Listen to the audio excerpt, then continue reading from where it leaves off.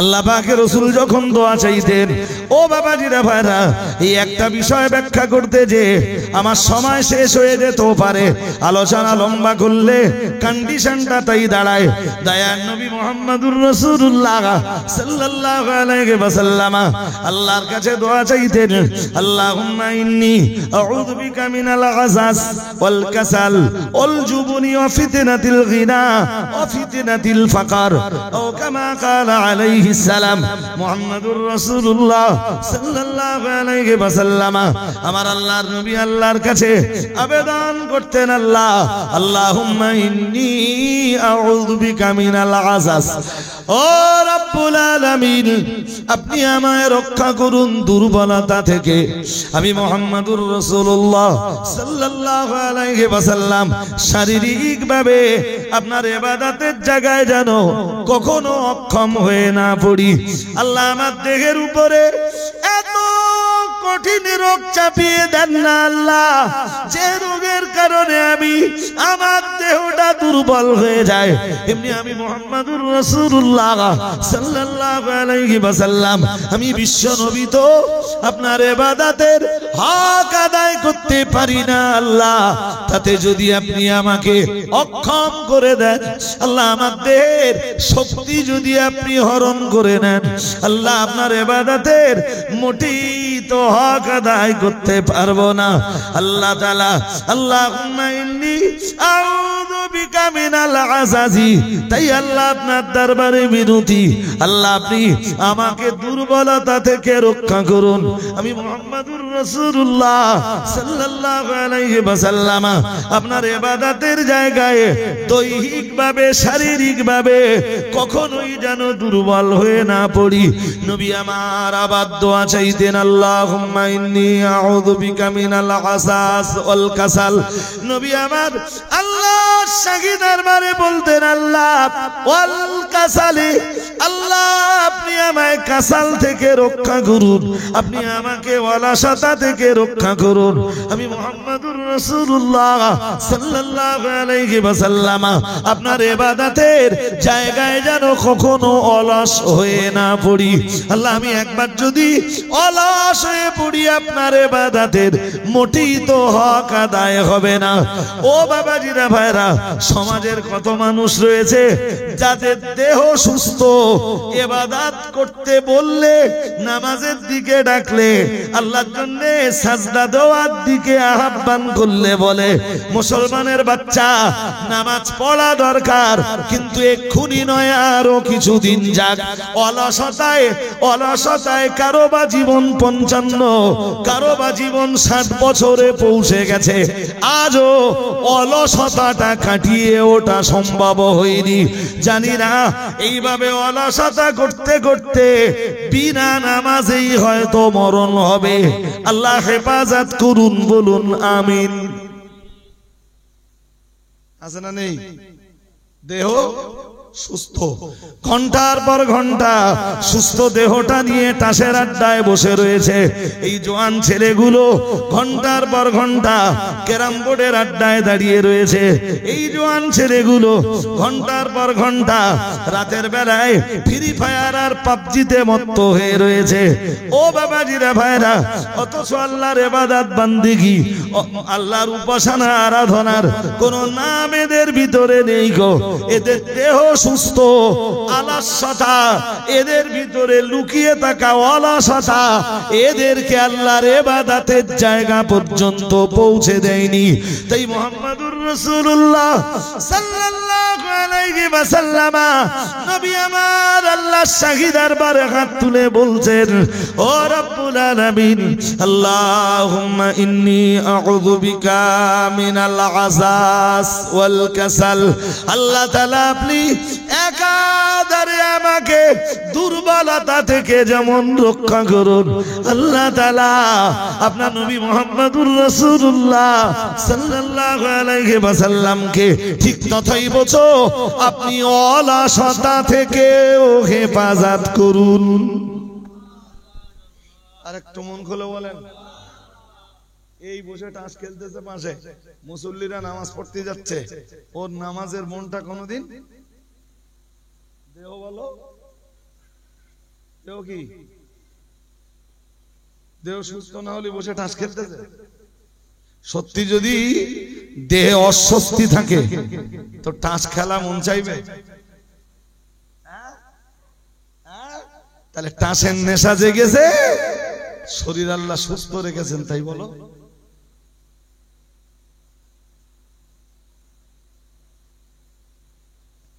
কে কোন সেন্সে, কোন টেন্ডেন্সিতে, কোন মানসিকতায় নেবেন আপনার ব্যাপার। কিন্তু আমারটা তো আমি বলছি ভাই, এই ইসলামের বিধান পালন করার ক্ষেত্রে অলসতা জীবনের এক বিরাট বড় অন্তরায়। এশার আজান হয়ে গেছে, তার শীতের সময় পড়বানি বলে শুয়ে পড়েছে, আর ওই শুয়েছে তো হ্যাঁ। মা চাচিদের দেখবেন, মা চাচি ভাবিদের বোনেদের দেখবেন আসরের নামাজ পড়তেছে, মাগরিবের তখন মিনিট 20 বাকি আছে, এতক্ষণ ধরে কি গল্প। আসরের নামাজ পড়তে যাচ্ছে, মিনিট 10-15 বাকি, এখনো সেই দুপুরে খেয়েছে সেসব থালা বাসন মাজা বাকি, দোবে মুরগি তুলবে সেটা বাকি, গোয়াল ঘরে গরু তুলবে সেটা বাকি, গইলে একটু সাজাল দিতে হবে সেটা বাকি, ছাগলের জায়গায় ছাগল রাখতে হবে সেটা বাকি। মাগরিবের আজান হচ্ছে, চাচি তখন থালা মাজতেছে, থালা মেজে এখনো ছাগল তুলবে গরু তুলবে। মাগরিবের নামাজ পড়তে পড়তে তখন দেখা যাবে যে প্রায় এশা রক্ত আসবো আসবো ভাব, চাচি এবার মাগরিবের নামাজে দাঁড়িয়েছে। ইফতার করার টাইমে তাই রান্নাটা করে নে, ইফতারের আগে গেছে গল্প করতে। এগুলো অন্য কিছু না ভাই, অলসতা। এই অলসতায় পড়ে কত মানুষের আমল নষ্ট হচ্ছে, তার কুল কিনারা নেই। এই জন্য 1500 বছর আগে নবী আল্লাহর কাছে আশ্রয় চাইছেন, আল্লাহ আপনি আমাকে রক্ষা করুন অলসতা থেকে, আমাকে রক্ষা করুন শারীরিক দুর্বলতা থেকে। আরেকটু মন খুলে বলেন। নবী আমার 3 নম্বরে আবার দোয়া চাইছেন, আল্লাহুম্মা ইন্নী আউযু বিকা মিনাল আযাজি ওয়াল কাসালি ওয়াল জুবুন ওয়া ফিতনাতিল গিনা ওয়া ফিতনাতিল ফাকার। ও বাবাজিরা ভাইরা, প্রিয় নবী মুহাম্মদুর রাসূলুল্লাহ সাল্লাল্লাহু আলাইহি ওয়াসাল্লাম 3 নম্বরে আল্লাহর কাছে আশ্রয় চাইছেন, আল্লাহ আপনি আমাকে আশ্রয় দান করুন, আল্লাহ আপনি আমাকে নিষ্কৃতি দান করুন। ও বাবাজিরা ভাইরা, আল্লাহ পাকের রাসূল বললেন, আল্লাহ কাপুরুষতা থেকে আপনি আমায় নিষ্কৃতি দান করুন। আল্লাহ আমি মুহাম্মদুর রাসূলুল্লাহ সাল্লাল্লাহু আলাইহি ওয়াসাল্লাম একজন কাপুরুষের মতো জীবন নিয়ে আমি বেঁচে থাকতে চাই না। আল্লাহ ও রব্বুল আলামিন, আমি যতদিন পৃথিবীতে বাঁচবো আল্লাহ আপনি আমাকে বীর পুরুষের মতো বাঁচিয়ে রাখুন। আল্লাহ আমাকে যেন কাপুরুষের জীবন নিয়ে বাঁচতে না হয়, আল্লাহ আপনি আমাকে রক্ষা করুন। ও বাবাজিরা ভাইরা, আসলে মুহাম্মদুর রাসূলুল্লাহ সাল্লাল্লাহু আলাইহি ওয়াসাল্লামের এই কথা বলার উদ্দেশ্য হলো, আল্লাহ সমাজের মাটিতে আমি যত রকমের অন্যায় দেখব, আল্লাহ সব রকমের অন্যায়ের এগেনস্টে আমি গর্জে উঠে বীর পুরুষের মতো যেন বেঁচে থাকতে পারি। না না না না না, আপনার নবী মুহাম্মদুর রাসূলুল্লাহ সাল্লাল্লাহু আলাইহি ওয়াসাল্লাম কাপুরুষের মতো বাঁচতে চায় না, তাই তো করলেন রাসূলুল্লাহ। যদিও দেখলেন তাম আরবের জমিন যখন সুদ করে ভরপুর, একা মুহাম্মদুর রাসূলুল্লাহ সাল্লাল্লাহু আলাইহি ওয়াসাল্লাম সুদের বিরুদ্ধে প্রতিবাদের আওয়াজ তুললেন। ও বাবাজিরা ভাইরা, যে সমাজে নারী জাতির কোনো মর্যাদা ছিল না, নারীর ইজ্জত হনন হতো, নারীর সম্ভ্রম নষ্ট করা হতো, নারী জাতিকে বেইজ্জতি করা হতো, নারী সমাজকে ভোগের সামগ্রী মনে করা হতো, আল্লাহ পাক রব্বুল আলামিন যেই না কোরআনের আয়াত নাযিল করে দিলেন, ওয়ালা তাকরাবুজ জিনা ইন্নাহু কানা ফাহিশাতাও ওয়া সাআ সাবিলা।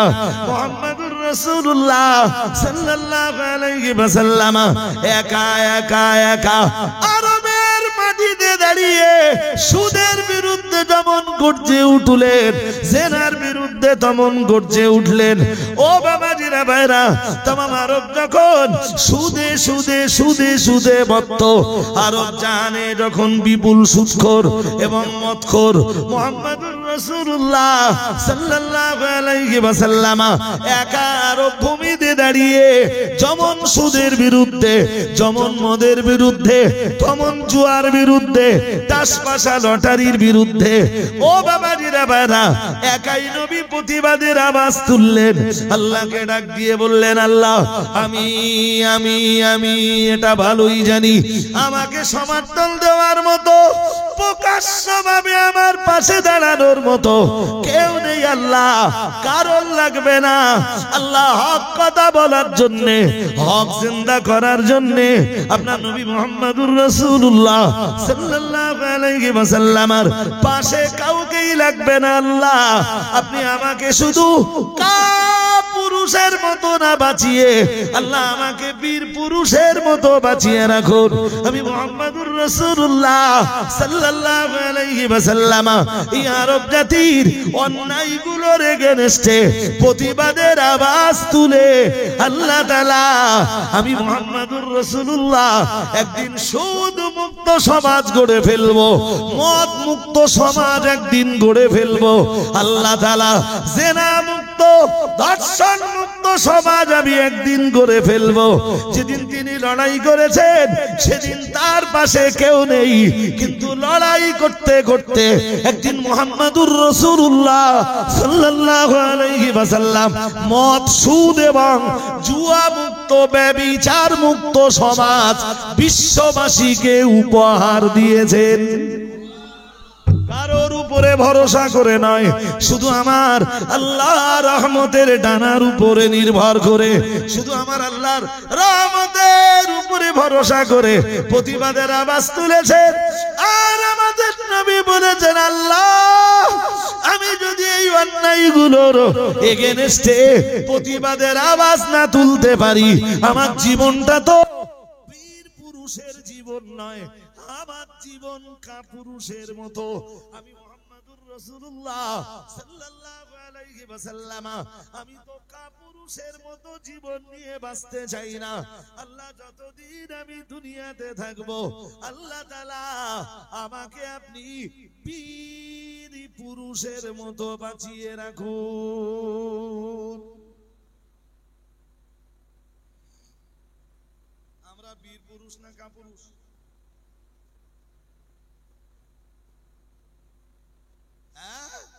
সমাজে এত অন্যায় দেখি, কোন অন্যায়ের বিরুদ্ধে, কোন অন্যায়ের বিরুদ্ধে আমরা খুলি। পাশের বাড়ি প্রতিদিন দেখি ছেলেটা মা বাপকে গালি দিচ্ছে, কোনদিন প্রতিবাদ করিনি। জি, লোকের ছেলে তার মা বাপকে গালি দিচ্ছে দেখে যাবে। ওইটা যদি মুহাম্মদ সাল্লাল্লাহু আলাইহি ওয়াসাল্লাম ভাবতেন, এই দিন কখনো প্রতিষ্ঠিত হতো না, হক কখনো কায়েম। ও এসব নামাজ পড়তে যাচ্ছে, তা দেখলো যে এক দল ছেলে রাস্তার ধারে বসে ফ্রি ফায়ার খেলতেছে। তা আমার ছেলে তো নেই, খেলে খেলুক যাক। তোমার ছেলে আজকে খেলছে না, কালকে এদের ছেলে চলে পড়ে তোমার ছেলেটা নষ্ট হয়ে যাবে। সেদিন সামনে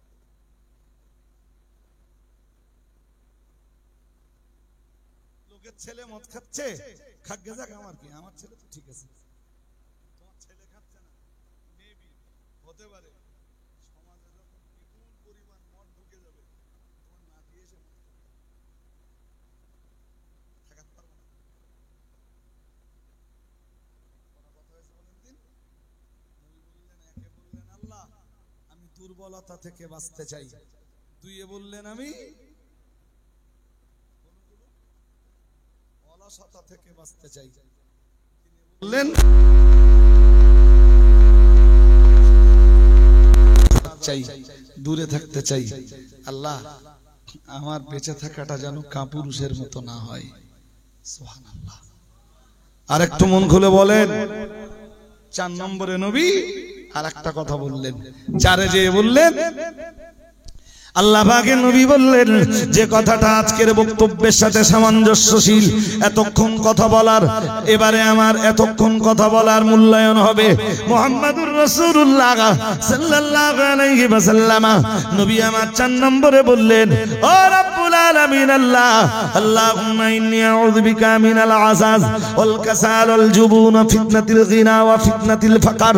মুহাম্মাদুর রাসূলুল্লাহ সাল্লাল্লাহু আলাইহি ওয়াসাল্লাম 4 নম্বরে বললেন, আল্লাহ আপনি আমায় ধনাঢ্যতার ফিতনা থেকে বাঁচান। আল্লাহ এমন ধনী আমাকে বানাবেন না যে ধনাঢ্যতার ভিতরে পড়ে আমি আপনাকে ভুলে যাই। আল্লাহ যে ধন আমাকে আমার আল্লাহ থেকে দূরে সরিয়ে দেয়, আল্লাহ যে ধন সম্পদ আমাকে আমার উপরে নাযিল হওয়া কোরআন থেকে দূরে সরিয়ে দেয়, যে ধন সম্পদ আপনার নবী মুহাম্মাদুর রাসূলুল্লাহ সাল্লাল্লাহু আলাইহি ওয়াসাল্লামকে ইসলাম থেকে দূরে সরিয়ে দেয়, না না না না না, আমি আপনার নবী মুহাম্মাদুর রাসূলুল্লাহ সাল্লাল্লাহু আলাইহি ওয়াসাল্লাম ওই রূপ ধন সম্পদ কখনোই ওটা আমার জন্য কাম্য নয়। ওই রকম টাকা পয়সা, ওই রকম ধন, ওই রকম সম্পদ কখনোই আমি চাই না আপনার কাছে। আল্লাহ ওই ধন সম্পদ আপনি আমায় দেবেন না যে সম্পদের কারণে আমি আপনাকে ভুলে যেতে পারি, যে সম্পদ আমাকে আল্লাহ ভোলা বানিয়ে দেয়, যে সম্পদ আমাকে আখিরাত পুরো আখিরাতকে ভুলিয়ে দেয়, যে সম্পদ আমাকে দ্বীন ভুলিয়ে দেয়, যে সম্পদ আমাকে ইসলাম ভুলিয়ে দেয়, না না না না না, আপনার নবী মুহাম্মাদুর রাসূলুল্লাহ সাল্লাল্লাহু আলাইহি ওয়াসাল্লাম চায় না ওই সম্পদ, কখনোই চায় না ওই টাকা, কখনো চায় না। রব্বুল আলামিন যে বাসস্থান আপনার নবীকে আল্লাহ ভোলা বানিয়ে দেয়, আল্লাহ তাআলা আপনার নবী ওই বাসস্থানটা কখনো চায় না, ওই সম্পদ ওই টাকা কড়ি চায় না। ও ফিতনাতিল গিনা, আল্লাহ ওই রকম ধনাঢ্যতার ফিতনা থেকে আপনার নবীকে আপনি রক্ষা করুন। ও ফিতনাতিল গিনা ও ফিতনাতিল ফাকর।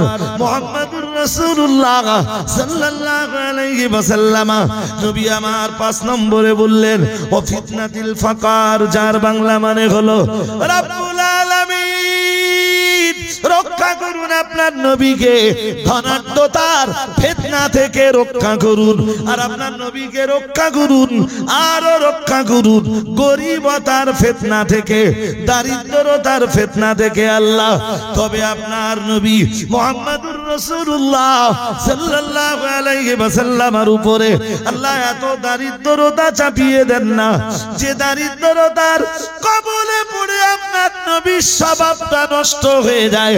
আল্লাহ এত অভাব আপনি আপনার নবীকে দিয়েন না যে অভাবের কারণে পড়ে, যে অভাবের তাড়নায় পড়ে আপনার নবীর স্বভাবটা নষ্ট হয়ে যায়। আল্লাহ তাআলা যে সম্পদে জাহান্নামের দুর্গন্ধ জড়িয়ে রয়েছে, যে সম্পদে যে টাকায় জাহান্নামের আগুন জড়িয়ে রয়েছে, চায় না আপনার নবী ওই রকম টাকা কখনো চায় না। আপনার নবীর সম্মানের সাথে দুনিয়াতে মানে দুনিয়ার জীবনটা সম্মানের সাথে অতিবাহিত করার জন্য আল্লাহ যে সম্পদটা আপনি আমাকে দান করবেন, আল্লাহ যে সম্পদে আপনার দয়ার জান্নাতের সুগন্ধি জড়িয়ে রয়েছে, আল্লাহ তাআলা ওই রকম সম্পদ আর ওই রকম টাকা আপনার নসিব, আপনার নবীর নসিবে মঞ্জুর করে নিন। আমি এর চেয়ে ভালো বাজার জানি না, দুটোই জানি। এটাও বলতেছেন আল্লাহ যে ধন তোমাকে ভুলিয়ে দেয়, যে টাকা আখিরাত ভুলিয়ে দেয়, জি যে টাকায় জাহান্নামের আগুন জড়িয়ে, ওই টাকা তোমার নবীর লাগবে না। সুবহানাল্লাহ বলতেছেন না কেন? আর একটু মন খুলে বলুন, এই দুনিয়ার সামান্য কটা দিন এটা অতিবাহিত করবার জন্য এমন কিছু টাকা আমাকে দেন, এমন কিছু সম্পদ আমাকে দেন, যেই সম্পদে আপনার জান্নাতের সুগন্ধি জড়িয়ে আছে। আর একটু কালকে বলবেন যে রজব আলী সাহেব 3 তালাক করতে মানা করেছে।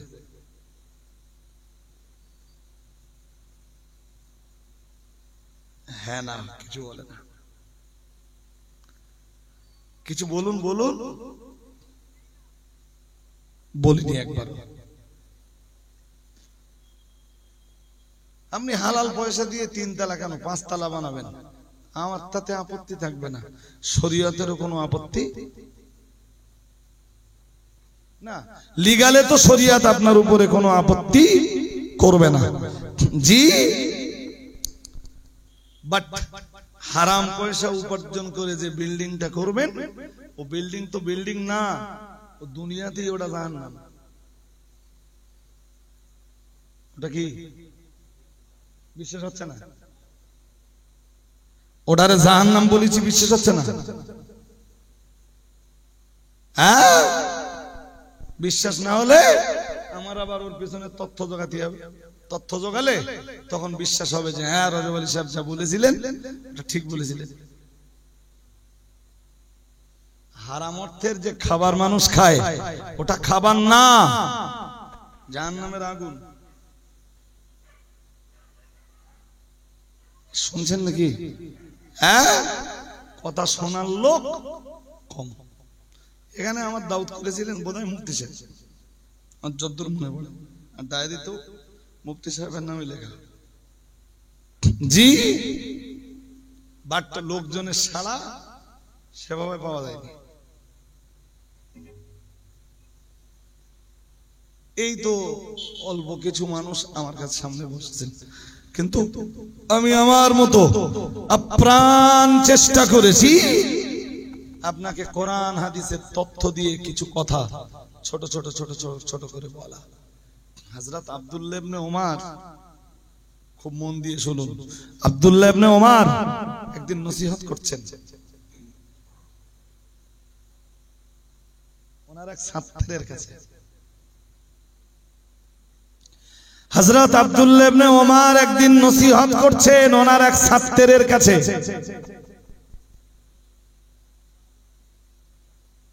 শুনছেন নাকি? কি নসিহত করছে জানেন? ছাত্রকে, ওনার ছাত্র হযরত মুজাহিদ। আর হযরত মুজাহিদ কোরআনের এক মহাবিদ্বান, তার কাছে নসিহত শোনাচ্ছেন আব্দুল্লাহ ইবনে ওমর। ওমরের বেটা আব্দুল্লাহ, তিনি রাসূলের বিখ্যাত সাহাবী। তো মুজাহিদকে বলছেন, মুজাহিদ শোনো, তোমার কিছু নসিহত করি। হযরত আব্দুল্লাহ ইবনে ওমর রাদিয়াল্লাহু তাআলা আনহু নসিহত শোনাতে শোনাতে বললেন, এ মুজাহিদ শোনো, তোমার জন্য আমার প্রথম নসিহত, ইদা আসবাহতা ফালা তুহাদ্দিস নাফসাকা, ইদা আসবাহতা ফালা তুহাদ্দিস নাফসাকা বিল মাসাই। সাউন্ড সিস্টেমটা একদম ভালো হয়নি কেন তো জানি। এই যারা খুব আস্তে আস্তে আস্তে আস্তে আস্তে আস্তে কথা বলে ওদের ব্যাপার আলাদা ভাই। ও 5 ঘন্টা কথা বললেও কষ্ট হবে না। নবীজি হযরত আব্দুল্লাহ ইবনে, মাইগলা গেল কথা ছিল, অসুবিধা হচ্ছে না? সাউন্ডে হচ্ছে না? হচ্ছে। প্রথম থেকেই আমি এসে বলেছি, আল্লাহ শুকরিয়া যে আমি এসে মাইকে মুখ দিলেই বুঝতে পারি সেদিন যে আজকেরাম দিন কেরাম যাবে। যাক, মেশিন টেশিন বলো ভালোই আছে, বাট সাউন্ডটাকে ম্যাচিং করতে পারছে না, বারবার ফেলিওর হচ্ছে। শুনুন, হযরত আব্দুল্লাহ ইবনে ওমর রাদিয়াল্লাহু তাআলা আনহু তার বিখ্যাত ছাত্র মুজাহিদের কাছে ওয়াজ করছেন। কি ওয়াজ? ওয়াজ করতে করতে বলছেন, ইদা আসবাহাতা, কোনদিন যদি তুমি সকালে উপনীত হও, ফালা তুহাদ্দিস নাফসাকা বিল মাসাই, খবরদার খবরদার তুমি ভেবো না সন্ধ্যা পর্যন্ত তুমি বেঁচে থাকবে। সকালটা পেয়েছো তুমি, ভেবো না সন্ধ্যাটাও পাবে। ওয়াইদা আমসাইতা ফালা তুহাদ্দিস নাফসাকা বিস-সাবাহি। হযরত আব্দুল্লাহ ইবনে ওমর বললেন, আবার যদি কোনোদিন তুমি সন্ধ্যায় উপনীত হও, খবরদার খবরদার তুমি যেন ভেবো না সকাল পর্যন্ত তুমি বাঁচবে। শুনছেন নাকি? হ্যাঁ, আর এরামটা অ্যাভেলেবেল হয়। সকালবেলা বেঁচে ছিল, সন্ধ্যাবেলা খবর আসতেছে, কি বিকেলে খবর আসতেছে, দূরবেলা খবর আসতেছে মরে গেছে। আছে না নেই? হ্যাঁ, তো যে সকালটা পেল সেদিনে সন্ধ্যাটা আর পেল না। আপনার আর আমার জীবনেও একদিন এরামটা আসবে যে সকাল পাচ্ছি, সন্ধ্যা বলুন আর নেই। আর নেই মানে সন্ধ্যা আছে পাচ্ছি না, অথবা সন্ধ্যা পাচ্ছি সকাল আর পাবো না। এরকমটা আপনার আমার জীবনে আসবে। ওই নসিহতটাই হযরত আব্দুল্লাহ ইবনে ওমর রাদিয়াল্লাহু তাআলা আনহু তার বিখ্যাত ছাত্র মুজাহিদের কাছে বললেন সকাল হলে ভেবো না আজকের সন্ধ্যা তুমি পাবে, আর যেদিনের সন্ধ্যা পেয়েছো সেদিন আর ভেবো না আজকের সকালটা তুমি দেখতে পাবে। হযরত আব্দুল্লাহ ইবনে ওমর রাদিয়াল্লাহু তাআলা আনহু আবার হযরত মুজাহিদ ওনার ছাত্রের কাছে নসিহত করলেন, ফা ইন্নাকা লা তাদরি ইয়া আবদাল্লাহ, হে আল্লাহর বান্দা, নিশ্চয়ই তুমি এটা জানো না, মা ইসমুকা গদান, আগামীকাল সকাল বেলায় তোমার নাম কি এটা তুমি জানো না। তোমার নামটা কি? আগামীকাল সকাল বেলায় লোকে তোমারে মুজাহিদ নামে ডাকবে আগামীকাল সকাল বেলায়, নাকি তোমাকে লাশ বলে ডাকবে এটা তো তুমি জানো না।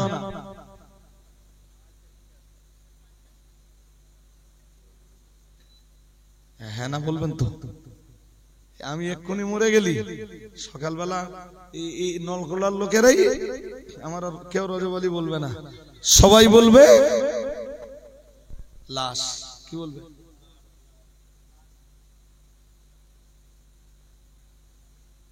এজন্যে ফালা তুহাদ্দিস নাফসাকা ফালা তুহাদ্দিস নাফসাকা বিল মাসাই ইযা আসবাহতা فلا تحدث نفسك بالمساء وإذا أمسيت فلا تحدث نفسك بالصباح فإنك لا تدري يا عبد الله ما اسمك غدا। হে আল্লাহর বান্দা, তুমি তো জানোই না আগামীকাল সকাল বেলায় তোমার নাম কি। সুতরাং নলগোড়ার মানুষ আপনারা, জি আমি ছোট ছোট করে যে নসিহত গুলো করছি এই নসিহত গুলো একটু মনে রাখা। চলুন ফিরে আসি। ভুলে গেছেন কি জানি না, তা গেলেও তো আমার কিছু করার নেই, আমার ভালো মনে আছে। কি বলছিলাম? আল্লাহ পাকের নবী হযরত আবু হুরায়রার হাত ধরে বললেন 5 কথা শেখাবো। 5 কথার ভিতরে প্রথম কথা, ইত্তাকিল মাহারিমা তাকুন আবাদান নাস। আল্লাহ পাকের রাসূল বললেন, তুমি হারাম জিনিসগুলো বাদ দিলে তবেই তুমি হবে আল্লাহর শ্রেষ্ঠ ইবাদতকারী। আরেকটু মিলেমিশে বলেন। 2 নম্বরে নবী বললেন, অরদা বিমা কাসামাল্লাহু লাক। আল্লাহ পাকের রাসূল বললেন, আল্লাহ আবু হুরায়রাকে বললেন, হে আবু হুরায়রা, অরদা তুমি সন্তুষ্ট হয়ে যাও, তুমি রাজি হয়ে যাও। অরদা বিমা কাসামাল্লাহু লাক, আল্লাহ তোমার তাকদীরে যেটা লিখেছেন ওতেই তুমি আল্লাহর উপরে রাজি হয়ে যাও। আল্লাহ তোমার তকদিরে যেটা লিখে রেখেছেন ওতেই যদি তুমি খুশি হতে পারো তাকুন আগনান নাস, তাকুন আগনান নাস। আল্লাহ যেটা তোমার তকদিরে লিখে রেখেছেন ওতেই যদি তুমি সন্তুষ্ট হতে পারো তবে তুমি পৃথিবীর শ্রেষ্ঠ ধনী। আরেকটু মন খুলে বলে। 2 নম্বর কথাটা শুনছেন নাকি? কি বলুন তো? তোমার কপালে আল্লাহ যেটা লিখে রেখেছেন ওতে তুমি, হ্যাঁ, তোমার তকদিরে যেমন খাওয়ার লেখা ছিল তুমি সেইটাই পাচ্ছ। তোমার স্ত্রী, তোমার তকদিরে যেমন স্ত্রী লেখা ছিল সেরাম স্ত্রী পেয়েছো। তোমার তকদিরে যেমন ঘরবাড়ি লেখা ছিল তেমন ঘরবাড়ি তুমি পেয়েছো।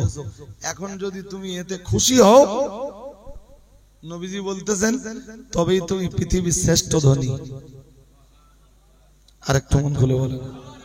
হ্যাঁ, আরে ভাই কোটিপতি তো এমনি কোটিপতিদের চেষ্টা কি থাকে আরো কিছু হোক, হ্যাঁ না বলেন? মানুষ কেউ থেমে আছে?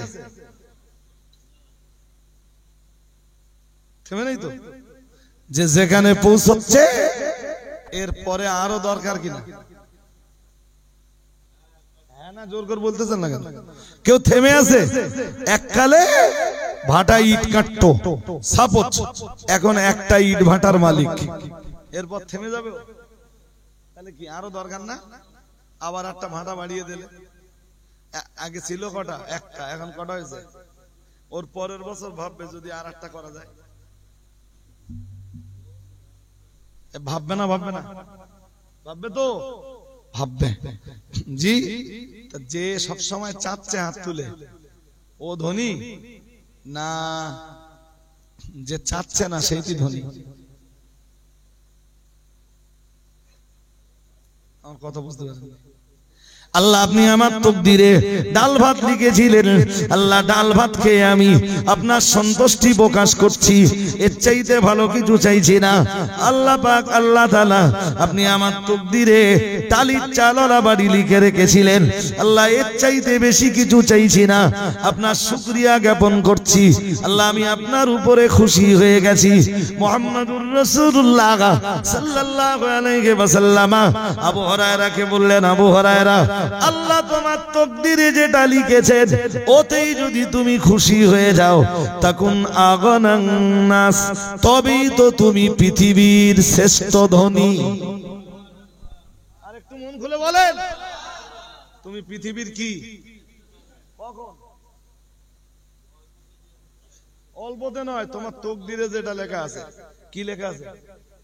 হ্যাঁ, বাজারে যে ইলিশ মাছ যদি কোনোদিন দেখে না তো ভাবে যে আমার আছে আমাদি মাছ কেনার তাকত, আল্লাহ দিয়েছেন আমাদি মাছ কেনার তাকত, ওতেই আমি খুশ। ওতেই, জোর করে বলেন, ওতেই কি খুশ? ওতে খুশি হলে তুমি পৃথিবীর শ্রেষ্ঠ ধনী। ধনীর ধন আছে, সে আরো চাচ্ছে। তোমার গরিবতা আছে, তুমি আর চাচ্ছ না, তুমি ধনী। যে চাচ্ছে ও কখনো ধনী হতে পারে? ও ধনী হলো না, গরিব হলো। আর যেটা আল্লাহ যেটুকু তকদিরে লিখেছিলেন ওইটুকু পেয়ে শুধু আল্লাহ শুকরিয়া জ্ঞাপন করছে। আল্লাহ ডাল ভাত খেয়েছি, তুমি তো না খাইয়েও রাখতে পারতে, কত ভালো আছি আল্লাহ। বাজার থেকে দুটো পুঁটি মাছ কিনে এনেছিলাম, আমাদি মাছ কিনে এনেছিলাম, ওই খেয়ে আল্লাহ জোহরের নামাজ পড়ে এখন তোমার নামের গুণগান করছি। আল্লাহ আল্লাহ আমি রাজি, আমি খুশি, আমি রাজি, আমি খুশি। নবীজি বলেন, সে তো পৃথিবীর ফাতাকুন আগনান নাস, তুমি পৃথিবীর শ্রেষ্ঠ ধনীতে পরিণত হয়ে যাও। আজ মানুষের এই মানসিকতার বড় অভাব। কটা লোকে ভাবতেছে জি যে হারাম উপার্জন করে ইলিশ মাছের ঝোল খাবার চাইতে জি হালাল উপার্জনের লম্বা ডালির পানি খাওয়া ভালো। কটা লোক ভাবতেছে, কথা বলেন না কেন? কটা লোক ভাবতেছে এটা যে হালাল উপার্জনে লম্বা ডালির পানি খাবো, বাট হারাম উপার্জন করে ইলিশ মাছের ঝোল আর ইলিশ মাছের মাথা খেতে চাই না। ভাবতেছ কড়ালো সব জায়গায়, সব আঙ্গিনায় তো আজকে হারাম ঢুকে গেছে, বন্যার পানির মতো হারাম ঢুকতেছে।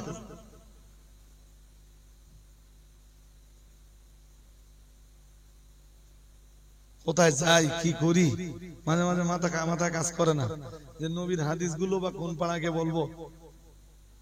মুসলমানরা তো এত নলকড়ার লোকেরা বলে, আপনারা তো শুনতেছেন এমন জায়গা আছে এসব শুনবে না। আল্লাহ পাকের নবী বললেন, মাইয়া খুদু আন্নি হাউলাইল কালিমাত। ও বাবাজিরা ভাইরা, আপনাদের মনে রয়েছে যারা প্রথম থেকে এখানে ছিলেন, নবী আমার বলেছিলেন, কে রয়েছো আজকে আমি কিছু নসিহত করব, আমার এই নসিহত গুলো মন দিয়ে শুনবে, সেটাকে গ্রহণ করবে, ফায়ামালু বিহিন্না, এরপরে এগুলোকে আমল করবে, আল্লিমুহুন্না মাইয়া আমালু বিহিন্না, আর এরপরে নিজে আমল করে দুনিয়ায় যারা আমল করতে চাইবে তাদেরকেও শিখিয়ে দেবে। কে রয়েছে এমন তোমাদের ভিতরে? হযরত আবু হুরায়রা উঠে দাঁড়িয়ে বললেন, আমি রয়েছি ইয়া রাসূলুল্লাহ, আমি আপনার নসিহত গুলো আজ মর্যাদার সঙ্গে গ্রহণ করব, নিজে আমল করব, আপনার নসিহত গুলোর উপরে যারা আমল করতে চাইবে হুজুর তাদেরকে শিখিয়েও দেব। ও বাবাজিরা ভাইরা, মুহাম্মদুর রাসূলুল্লাহ সাল্লাল্লাহু আলাইহি ওয়াসাল্লাম এরপরে হযরত আবু হুরায়রার হাত ধরলেন, হাত ধরে এক নম্বরে বললেন, ইয়া আবা হুরায়রা, হে আবু হুরায়রা, ইত্তাকিল মাহারিমা, হারাম জিনিসগুলোকে বাদ দিয়ে চলো, তাকুন আবাদান নাস, তবেই তুমি পৃথিবীর শ্রেষ্ঠ ইবাদতকারী। দুই নম্বরে বললেন, ওয়ারদা বিমা কাসামাল্লাহু লাক, তোমার তাকদীরে আল্লাহ যেটাই লিখেছেন ওর উপরেই তুমি রাজি হয়ে যাও, ওর উপরেই তুমি খুশি হয়ে যাও। তাকুন আগনান নাস, তবেই তুমি মানুষ দিগের ভিতরে তুমি তো সবচাইতে ধনাঢ্য, তুমি তো মানুষদের ভিতরে সবচাইতে বড় ধনী। ও বাবাজিরা ভাইরা, প্রিয় নবী মুহাম্মদুর রাসূলুল্লাহ সাল্লাল্লাহু আলাইহি ওয়াসাল্লাম নবী আমার 3 নম্বরে বললেন, ও আমার সাহাবী আবু হুরায়রা, তোমার জন্য আমার 3 নম্বরের নসিহত হলো, আল্লাহ পাকে নবী বললেন, ওয়াহিব্বালিন নাসি মা তুহিব্বু লিনাফসিক।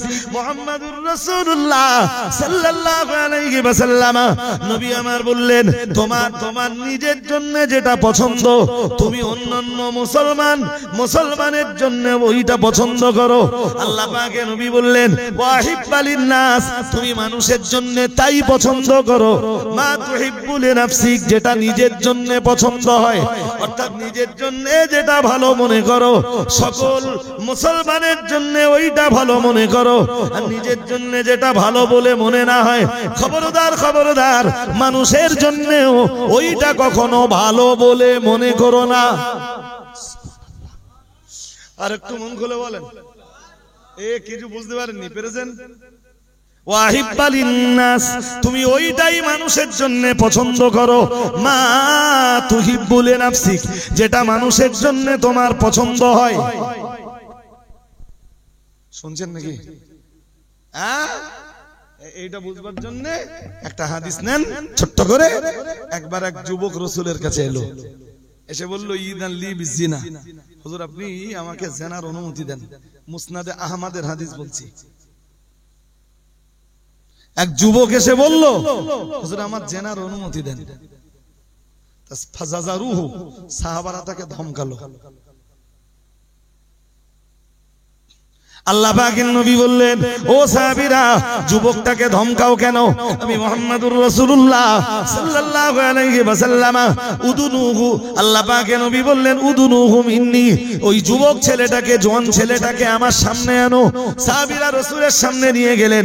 নবীজি বললেন, ফাজলিসুহু, এই জওয়ান ছেলেটা আমার সামনে বসিয়ে দাও। ও বাবাজিরা ভাইরা, সাহাবীরা জওয়ান ছেলেটাকে রাসূলের সামনে বসিয়ে দিল। মুহাম্মদুর রাসূলুল্লাহ সাল্লাল্লাহু আলাইহি ওয়াসাল্লাম জওয়ানি বয়সের ওই ছেলেটাকে ডাক দিয়ে বললেন, আল্লাহ পাকের নবী বললেন, মা আছে তোমার? ছেলেটা বলল আছে। নবীজি বললেন, কেউ যদি তোমার মায়ের ইজ্জত হনন করে তুমি তার উপরে খুশি? ছেলেটা বলল, লা ইয়া রাসূলুল্লাহ, কখনোই আমি খুশি হতে পারি না। মুহাম্মাদুর রাসূলুল্লাহ সাল্লাল্লাহু আলাইহি ওয়াসাল্লাম, আল্লাহ পাকের নবী বললেন, ওয়ালান নাস, নবীজি বললেন, না না না না, কেউ তোমার মাকে ধর্ষণ করুক, তোমার মা ধর্ষিতা হোক, এটা যেমন তুমি চাও না, দুনিয়ার কোন ছেলেই তো তার মায়ের ধর্ষণ হওয়াটা কামনা করে না। আল্লাহ পাকের নবী আবার বললেন, মেয়ে আছে তোমার? জওয়ান ছেলেটা বলল, আছে। ইয়া রাসূলুল্লাহ, আমার মেয়ে আছে। আল্লাহ পাকের নবী বললেন, অন্যায় ভাবে কেউ তোমার মেয়ের ইজ্জত হনন করুক, এটা কি তুমি চাও নাকি? জওয়ান ছেলেটা মাথা নিচু করে বলল, লা ইয়া রাসূলুল্লাহ, কখনোই এমনটা চাইতে পারি না। মুহাম্মাদুর রাসূলুল্লাহ সাল্লাল্লাহু আলাইহি ওয়াসাল্লাম, বিশ্ব নবী আমার বললেন, আল্লাহ পাকের হাবিব আবার বললেন, বোন আছে নাকি তোমার? ছেলেটা বলল, আছে। রাসূলুল্লাহ বললেন, কেউ যদি তোমার বোনকে ধর্ষণ করে মেনে নেবে তুমি? জওয়ান ছেলেটা বলল, লা ইয়া রাসূলুল্লাহ। আল্লাহ পাকের নবী আবার বললেন, খালামা আছে তোমার? জি হুজুর, আছে। রাসূলুল্লাহ বললেন, কেউ যদি তোমার খালামার সঙ্গেই অপকর্ম করে তুমি কি মেনে নিতে পারবে? ছেলেটা বলল, লা ইয়া রাসূলুল্লাহ। আল্লাহ পাকের নবী বললেন, ফুম্মা আছে নাকি তোমার? ছেলেটা বলল, আছে। কেউ যদি তোমার ফুম্মার সঙ্গে এমন অন্যায় কাজে লিপ্ত হয় তুমি কি খুশি? ছেলেটা বলল, লা ইয়া রাসূলুল্লাহ, কখনোই আমি খুশি হতে পারি না। মুহাম্মাদুর রাসূলুল্লাহ সাল্লাল্লাহু আলাইহি ওয়াসাল্লাম বললেন, কেউ তোমার মাকে ধর্ষণ করুক, তোমার বোনকে ধর্ষণ করুক, তোমার মেয়েকে ধর্ষণ করুক, তোমার খালামাকে ধর্ষণ করুক, তোমার ফুম্মাকে ধর্ষণ করুক, এটা তুমি চাও না? তুমি যেখানে জেনা করতে যাবে সেও তো কারো না কারোর মা, মা যদি না হয় মেয়ে, মেয়ে যদি না হয় বোন, বোন যদি না হয় ফুম্মা, ফুম্মা যদি না হয় খালামা, সেও তো কারো না কারোর ফুম্মা, কারো না কারোর খালামা, কারো না কারোর মেয়ে, কারো না কারোর বোন, কারো না কারোর মা। তাহলে তুমি নিজের জন্য যেটা পছন্দ করো না, অন্যের জন্য সেটা তোমার পছন্দ হয় কেমনে? ওই জওয়ান ছেলেটার মাথা নিচু হয়ে গেল, মাথা নিচু করে হাত লম্বা করে দিয়ে বলল, ইয়া রাসূলুল্লাহ, ইয়া হাবিবাল্লাহ, হুজুর বায়াত করিয়ে দেন, সারা জীবনে আর কোনোদিন জিনা করব না। আর একটু মন খুলে বলেন, আমাদের দেশে চোর যারা, চোরগুলোরে ধরে যদি জিজ্ঞেস করা হয়, তোর বাড়িতে চুরি হোক তুই কি ভালো মনে করিস? তাড়াতাড়ি বলুন। ডাকাতকে ধরে যদি জিজ্ঞেস করা হয়, তোর বাড়িতে ডাকাতি হোক তুই কি ভালো মনে করিস? কি বলবে? ও বাবাজিরা, ভাইরা, জেনা ব্যভিচারে লিপ্ত যারা, এদেরকে যদি জিজ্ঞেস করা হয়, তোদের বাড়ির মেয়েদের সঙ্গে কেউ যদি জেনায় লিপ্ত হয় তুই কি খুশি? কি বলবে? মুহাম্মাদুর রাসূলুল্লাহ সাল্লাল্লাহু আলাইহি ওয়াসাল্লাম সাহাবী আবু হুরায়রাকে এমন একটা থিওরি শেখাচ্ছেন, ওয়াহিব্বালিন নাসি, তুমি মানুষের জন্য তাই পছন্দ করো যা তুমি নিজের জন্য পছন্দ করো। আর একটু মন খুলে বলেন, তবে যদি তোমার ভিতরে ওই চিন্তা ফুটে ওঠে, আল্লাহ পাকের নবী বললেন, মা তুহিব্বুল নাফসিকা তাকুম মুসলিমান, তবেই তুমি হতে পারবে একজন মুসলিম। আর একটু মন খুলে বলেন, তখন তুমি কি? আর এই থিওরি বাস্তবায়ন করলে তো দুনিয়া ভালো হয়ে যাবে, দুনিয়া কেউ খারাপ থাকবে না। আরে ভাই, যারা চোটপাট করে খাচ্ছে, লুটপাট করে খাচ্ছে, ওরগা যদি জিজ্ঞেস করা হয়, তোরে মেরে কেটে কেউ খাক তুই চাস? তুই লোকের মারতিস কেন? হ্যাঁ, তাহলে ও নিজের জন্য যেটা ভালো মনে করে অন্যের জন্য সেইটা ভালো মনে করে না, তাহলে ও মুসলমান না। নবীজি আবু হুরায়রাকে তাই বললেন, আবু হুরায়রা, মুসলিম হতে চাও, নিজের জন্য যা পছন্দ হয় লোকের জন্য তাই পছন্দ করো, আর নিজের জন্য যেটা অপছন্দ লোকের জন্য সেটা অপছন্দ করো। সুবহানাল্লাহ। এইটা করতে পারলে আবু হুরায়রা তুমি একজন মুসলিম, তুমি একজন। 4 নম্বরে রাসূল বললেন, আমি বিদায় নেব, আমার বিদায় ঘন্টা অনেক আগেই বেজেছে, আরো 9 মিনিট আগে আমার বিদায় ঘন্টা বেজেছে। ও ভাইরা আমার, প্রিয় নবী মুহাম্মদুর রাসূলুল্লাহ সাল্লাল্লাহু আলাইহি ওয়াসাল্লাম, আল্লাহ পাকের নবী 4 নম্বরে বললেন, ওয়াহসিন ইলা জারিক, তোমার প্রতিবেশীর প্রতি তুমি ভালো ব্যবহার করো। সুবহানাল্লাহ। আজকের আলোচনা করতে লম্বা করার মতো সময় পাচ্ছি না। আল্লাহ পাকের নবী বললেন, তোমার প্রতিবেশীর উপরে যদি সৎ ব্যবহার করতে পারো তাকুম মুমিনান, তবেই তো তুমি ঈমানদার। তোমার প্রতিবেশী যদি তোমার নামে সকালবেলা উঠে গালি দেয়, তোমার প্রতিবেশী যদি তোমার উপরে অসন্তুষ্ট হয়, তোমার প্রতিবেশীর প্রতি যদি তোমার ভালো ব্যবহার না থাকে, তোমার প্রতিবেশীদের সঙ্গে যদি সদ্ভাবটুকু তোমার না থাকে, তুমি কিসের ঈমানদার? মুহাম্মাদুর রাসূলুল্লাহ সাল্লাল্লাহু আলাইহি ওয়াসাল্লাম বললেন, ওয়াহসিন ইলা জারিক তাকুম মুমিনান, তোমার প্রতিবেশীর সাথে ভালো ব্যবহার করো, তবেই তুমি হতে পারবে ঈমানদার। আর একটু মন খুলে বলেন। একদম শেষ কথাটা বলছি, মুহাম্মাদুর রাসূলুল্লাহ সাল্লাল্লাহু আলাইহি ওয়াসাল্লাম আবু হুরায়রাকে 5 নম্বরে বললেন, আবু হুরায়রা ওয়ালা তুকথিরিদ দাহিক ফাইন্না কাসরাতাদ দাহিক তুমিতুল কলব। মুহাম্মাদুর রাসূলুল্লাহ সাল্লাল্লাহু আলাইহি ওয়াসাল্লাম বললেন, বেশি হাসি থেকে দূরে থাকো। কি থেকে? হাসি। হাসি, বেশি হাসি থেকে কি করো? দূরে থাকো। ফাইন্না কাসরাতাদ দাহিকি অথবা দিহিকি, ফাইন্না কাসরাতাদ দিহিকি তুমিতুল কলব। রাসূল বললেন, বেশি হাসলে অন্তর মরে যায়। আবু হুরায়রা, এই 5টা কথা তুমি মনে রাখবা, আমল করবা, যারা আমল করতে চায় তাদেরকে শিখিয়ে দেবে। আর একটু মন খুলে বলেন। আবু হুরায়রা মনে রেখেছেন, আমল করেছেন, উম্মতের জন্য আবার সেই কথাগুলোকে তিনি গিফট উম্মতের গিফট হিসাবে, মুহাম্মদ সাল্লাল্লাহু আলাইহি ওয়াসাল্লামের উম্মতের গিফট হিসাবে হযরত আবু হুরায়রা উম্মতে মুহাম্মাদির কাছে বায়ানও করেছেন। ব্যাস এই 5টা কথা যদি মনে রেখে, কি কথা বলেন দিন, এক নজরে লাস্ট আরেকবার বলে দেই। এক আমার আঙ্গুলের দিকে দেখেন, কত? 1, হারাম বর্জন করো, তুমি পৃথিবীর শ্রেষ্ঠ আবেদ। 2, এবার নম্বর কত? 2, আল্লাহ যেটা তোমার তকদিরে লিখেছেন ওতে সন্তুষ্ট হও, তবে তুমি শ্রেষ্ঠ ধনী। তবে তুমি নিজের জন্য যা 3, নিজের জন্য যা পছন্দ হয়, মানুষের জন্য তাই পছন্দ করো, তবে তুমি মুসলমান। তবে তুমি মুসলমান। 4, প্রতিবেশীর সাথে ভালো ব্যবহার করো, তবে তুমি ঈমানদার। এবার 5, নবীজি 5 নম্বরে বললেন, হাসি থেকে বিরত থাকো, কম হাসো, কারণ বেশি হাসি মানুষের অন্তরকে মেরে ফেলে, অন্তরকে মেরে ফেলে। এই জন্য চিত্ত বিনোদনের মজলিসে খুব বেশি একদম যেও না, পারলে একদম ছেড়ে দাও। যে মজলিসে হাসি আছে, ঠাট্টা আছে, বিদ্রুপ আছে, যেও না।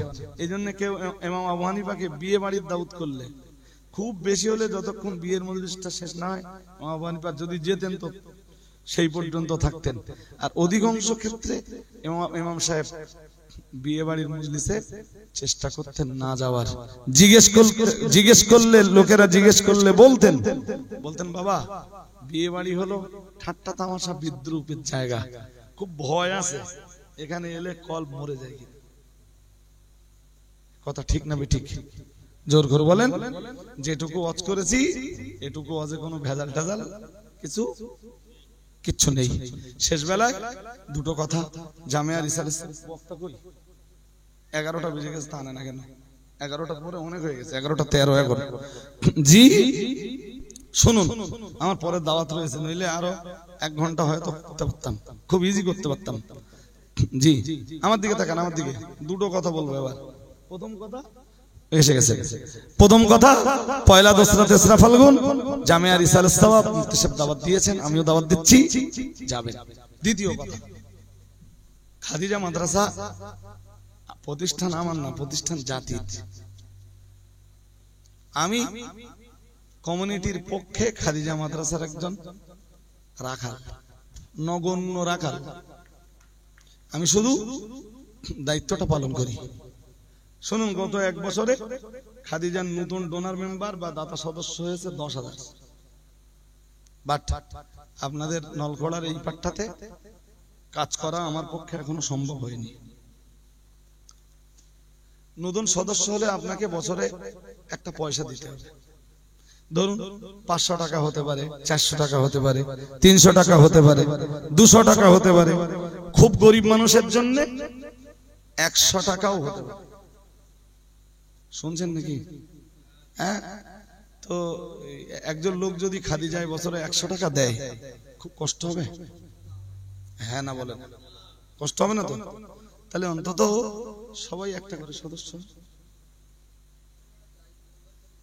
একজন একটা দায়িত্ব নেন। এই পাঠের কে দায়িত্বটা নেবে? দায়িত্বটা কে নেবে? তার কাছে একটা বই দিয়ে যাবো আমি, বই সদস্য বই একটা দিয়ে যাবো।